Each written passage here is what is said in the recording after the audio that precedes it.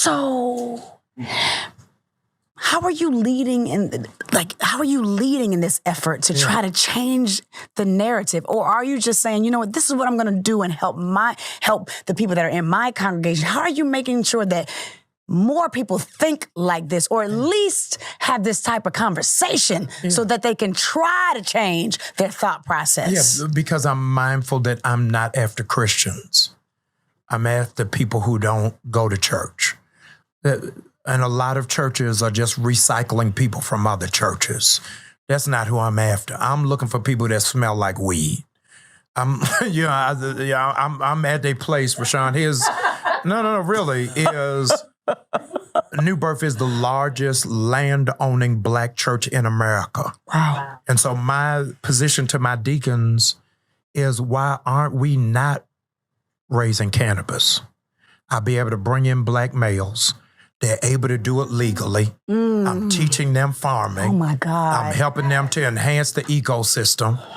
This is the kind of conversation. So if the Black boy in Bankhead said, they growing weed at the church, where do I join? Yes. I don't need no pamphlet for him. Yeah.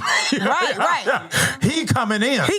And that's the group that I'm going after. Yeah. That's different. Yeah. You're different. But you've been different from the beginning. I think that's why God. But Christianity, Rashawn, is supposed to be different.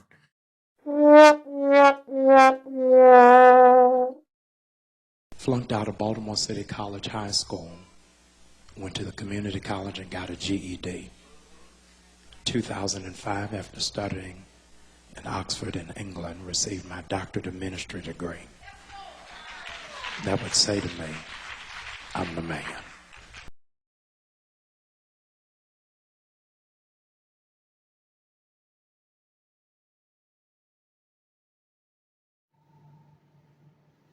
Fresh in the presses, man. Fresh in the presses. Another one. It's getting to the point now to where you got to think to yourself, what do you expect from Jamal Bryant now at this point? You know, I really wouldn't be surprised now if this dude were to just come out and just straight up say, today, we're going to have a service for Satan. Because you know how he be trying to talk. You know, this the same dude. This is the same grown man. This is the same supposed pastor. This is the same supposed Christian man. They did a whole sermon after he got caught cheating on his wife, and the church let him come back and forgave him and all that. This is the same grown man that did a sermon called I'm the Man. That was the name of the sermon. You can look it up. Jamal Bryant, I'm the Man. And this dude went throughout that entire sermon talking about I fell short and everything wasn't going well for my life, but I'm here to let you know I'm the man. Yeah, I got caught doing some wrong things, but I'm the man. God picked me up, and he really showed me the real truth of everything because I'm the man. His entire sermon was that, y'all. So nobody shouldn't be surprised. No, I really dislike what he said about the weed stuff, but I'm not surprised that he was the one that said it. Out of all these other guys that came out, Creflo Dollar, Benny Hinn, Kenneth Copeland, Jesse Duplantis, all these other false teachers that came out, ain't none of them came up with an idea this bad. This dude is the worst. He's the worst, and I meant what I said when I meant what I put in the title. Jamal Bryant and his weed is going to hell. No ands and buts about it. People need to stop with all this, man. Some people just need to be told that they're going to hell, man. This dude is literally trying to use something to get people into the church. This dude is literally trying to use marijuana. He's trying to use weed to attract non-believers. Are you serious? Are you serious? How is that even?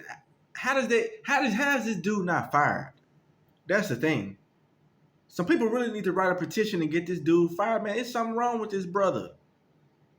It's really something wrong with him, man. That's not godly at all. That's not what a Christian man do. It's not what a pastor do. That's not something that should even pop in your mind. I really know how to attract people now, man. Man, what you got, brother? What you think we should do? I mean, should we do an outreach? Should we get some dandy jump for the kids? Bringing so many kids here. Start a weed farm. That's how we gonna get them, y'all. We gonna start a weed farm. We gonna make that cash off of it too. But it's for the unbelievers, though, y'all. Don't forget that. It's for the unbelievers. Okay? Jamal Bryant, what you gonna do if the members in the church start smoking it? And which I'm pretty sure a lot of them are smoking. I just put the picture up here with that you had the hookah thing in your hand. Well, and I know a lot of people be like, it's just hookah. It's just, man, shut up with all that junk. Man, you got to go a certain place to get some hookah. This dude was a pastor in a bar. I don't know where he was at doing hookah. Come on, man. This the same dude that did the sermon and just mocked Chris Brown talking about some these hoes ain't loyal. This the same dude, man. But I'm the man. What's wrong with this dude, man? It's really something. And this dude he's working for Satan. Imagine this. Imagine if while Jesus was alive on this earth, walking around in his earthly form, imagine if Jesus would have said, oh, they don't want to listen, but I know how to get those drunkards, though. You know what I'm going to do? I'm going to start walking around with some of this wine I can make. Because he was Jesus. I'm going to start walking around with some of this wine, I can make. And, at the party, they said this wine was better than that other wine, man. So, like, what would be wrong with that? They said that was the best wine they ever had. And I'm Jesus. I knew it was the best. It was water at first, and I touched and turned it into wine. And since I'm God, basically, I can turn this wine into anything, a flavor they ain't never tasted. I bet they'll want to be around me and want to be saved then. What you think about that, Peter? Give me some now, Jesus. Give me some wine. Man, come on, dude. The deacons at the church should be ashamed. You should be ashamed. Everybody at that church should be ashamed. Somebody needs to stand up and just say it straight up, man. You a coward. There's something wrong with you, dude. It's really something wrong with you, man. What in the world is going on in your head that make you think it's okay for you to come out here and say, in this interview with this young lady, and she seemed like she don't know jack squat or nothing either, because she talking about you're so different. You are so different. And this dude cut off. Yeah, that's because Christians are supposed to be different. Right. You're right, brother. We are supposed to be different. We're supposed to be different from the world, right? And there's a lot of people in the world that smoke weed. This is what I'm trying to get. How did it become okay for Christians to be selling and smoking weed, man? Where does this come from now? Where does this come from? People going to sit up here and throw up. I already know what they're going to say. People going to sit up there and see this video and they going to say out of their mouth, man, man, it's just weed. Man, it ain't that. God said don't get drunk. What else was he talking about? Because I'm finna show you something real quick. And 1 Peter chapter 4 and verse 3. 1 Peter chapter 4 and verse 3 says this. This is the NIV version. Because I know a lot of y'all on YouTube can't understand what the Bible is saying in King James Amplified New American Standard. So I'm just going to say it in the NIV version. Plain language. You better and you should be able to understand this. 1 Peter chapter 4 and verse 3 says this. For you have spent enough time in the past doing what pagans choose to do. You hear that, Jamal Bryant? You hear that, Jamal Bryant fans? You hear that, people that are just curious, can they keep smoking weed? Huh? After they get saved. Do you see that? You have spent enough time in the past doing what pagans choose to do. Doing what lost people, you spend enough time doing that, but the verse ain't over. Yeah, I'm still going. Living in debauchery You've been living in debauchery. Literally. Living your life in debauchery. You was lusting. Hold on, what was next? You've been living in drunkenness. You've been having orgies, carousing, and detestable idolatry. Orgies and carousing. What's having partying it up, smoking weed, drinking liquor? You've been doing all that stuff. And a pastor will come up to you, hey man, I got a job for you. I want you to know before I say anything else, I'm the man. And I'm telling you now, my church, Newburgh, we just started a weed growing facility. And we want you to be one of the guys that work with us in this weed growing facility. You see, I'm different from other pastors. I don't have to bring you a pamphlet. I don't have to give you any gospel tracts. Because God has given me the ability through the state that passed this weed law to gather you in like this, brother. God told me this was okay. And that's something he would say. Since the state said it's okay, then God said it's okay. Right. Let's go to Ephesians chapter 5. Ephesians chapter 5. Man, check this out, man. This is crazy, man. Ephesians chapter 5. I went past it. Look how it's just breaking this dude down. This dude is crazy, man. This Ephesians chapter 4, man. I mean, chapter 5, my bad. I'm just going insane. Ephesians chapter 5 and verse...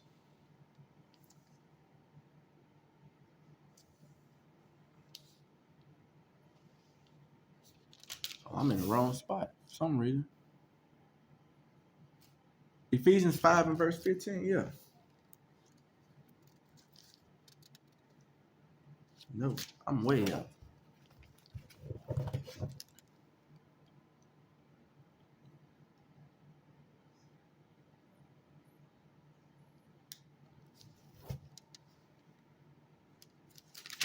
Man, I'm in chapter 6.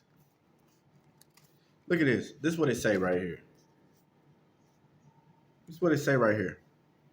Ephesians chapter 5 and verse 15. Just listen to the way Paul breaks it. It's simple. Simple, man. There's something wrong with this dude. Ephesians chapter 5 and verse 15 says, therefore, be careful how you walk, not as unwise men, but as wise. Tell me this. Is it wise to start a weed growing facility as a church?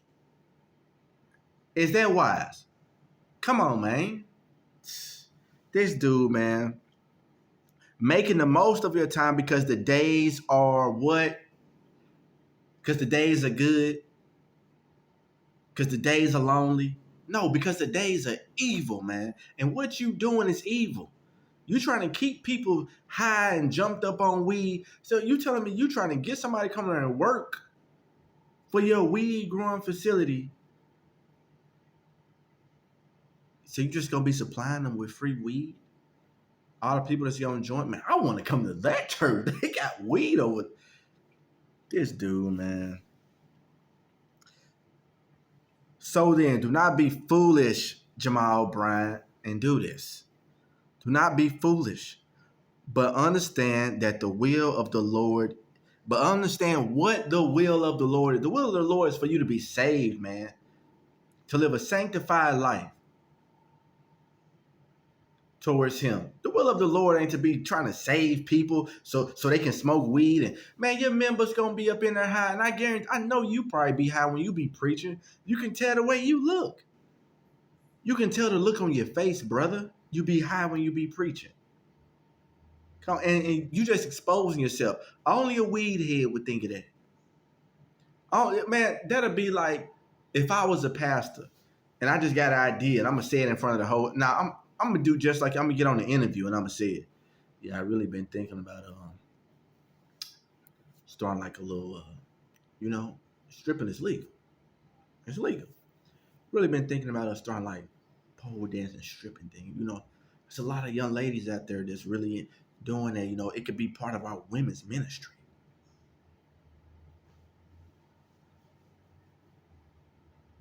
Oh, I forgot to mention this right here too. We gonna the women do gotta wear, like, you know, because they gotta make the other young ladies feel comfortable. So, you know, they gotta wear like little booty shorts and stuff like that too. They were like little shorts, little bitty shirts. You know, they gotta make the other ladies feel comfortable. Yeah, man. Jamal Bryant, you need to repent and quit being a preacher. Give it up. Hang it up, man. Your big blockhead. Hang it up. It's over for you, dude. Give it up, man. You disqualified. You disqualified. I ain't even got to talk about the stuff you did in the past. I can just talk about this. Come on, man. What's wrong with you? It's really some demons. Oh, it must be some demons in you, because in this interview, your mama, you talking about your mama was burning sage so you can get married. And come on, man. This dude, man. All right, man. I hope y'all have a blessed evening, blessed night, man. Peace. Man, pray for them people at that church, man. Pray that God remove Jamal Brown from that position. There's something wrong with that dude, man. He out there. He going to hell. And I'll say it like that. Peace.